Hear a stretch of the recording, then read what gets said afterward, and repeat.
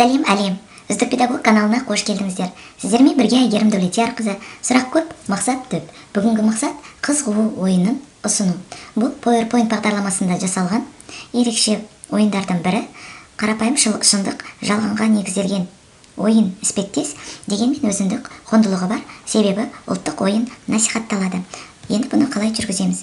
Егер де жоғары жақта тінтуірдің жылжуына мән берсеңіздер, ұл бала атта қонып тұр, жігіт, бұл дұрыс жауап деген сөз, ал қыз бала ол қате жауап деген сөз. Енді бұл қалай жүзеге асады? Яғни сұраққа байланысты.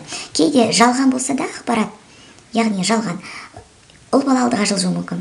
Шындық болса да ұл бала алдыға жылжуы мүмкін. Ол жазылған мәтінге, соның контексті мазмұнына байланысты. Ал көрейік. Мысалы, қыз, яғни жалған ақпарат болғандықтан алдыға жылжып кетті. Ал шындық болса, бұл мына жерде тұрды ғой жаңа қыз. Қыз баланың алдынан шығып озатын еді деген сияқты.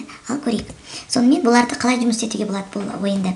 Оқушыларға алдын ала видео көрсетіп, сол видео негізінде шындық жалған ақпаратты тап деуге болады. Аудио тыңдатып, осы аудио негізінде шындық жалған ақпаратты тап деуге болады. Немесе өз аузыңыздан сторителлинг ұсынып, осындағы айтқан оқиғаның шындық жалғанын тап деуге болады.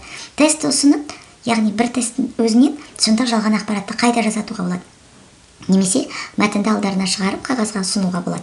Енді бұдан да басқа дүниелер жасауға болады. Енді ол сіздің өзіңіздің шығармашылығыңызға қарай. Ал менің жағдайымда мен мынандай мәтін ұсындым.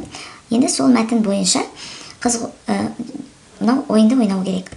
Велосипед спортының маңыздылығын атап өтті дейді. Мен ол мәтінмен таныспын, сондықтан бұл ақпараттың жалған екенін білем. Сондықтан мен жалғанды басып көрейін, Яғни, ер жігіт асып кетті. Әрі қарай кеттік. Сұрапыл соғыста жүріп, Баукең өз ұлтының болашағын ойлады. Бұл шындық негізі. Ал бірақ мен жалғанды басып көрейін. Көрдіңіздер ғой. Баукең ұлы азамат, патриот, ұлы адам. Бұл әрине шындық. Мінекей. Патриотизм отбасынан басталмайды дейді. Бұл негізі жалған. Мінекей осындай ойын. Өз ұлтын сүю патриотизм. Бұл әрине шындық. Осылай ойнауға болады. Егер сіздерге шаблон керек болса, телефон нөміріне хабарласыңыздар. Мына сұрақтардың бәрін өзгертуге болады.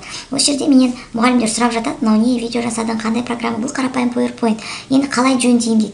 Escape-ті басасыздар да экраннан шығып кетесіз. Сосын мысалы сізге мына беттер қажет емес, белгілейсіз де Delete-ті басып өшіресіз. Мен жағдайымда келеді, жоғары жақта кері қайту сызығы бар, соны басам. Енді қайттан 4-ші слайдқа келдім, немесе 5-ші слайдқа барайын. Сұрақты өзгертуіме болады. Не істеймін? Тышқан сілтемесіне белгілеп аламын да, өзіме қажет ақпаратты жазам.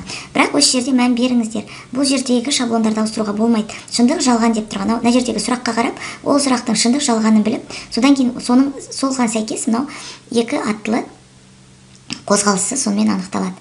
Сонымен сіздерге қызық болды деп ойлаймын. Назар салғандарыңызға рахмет. Сау болыңыздар.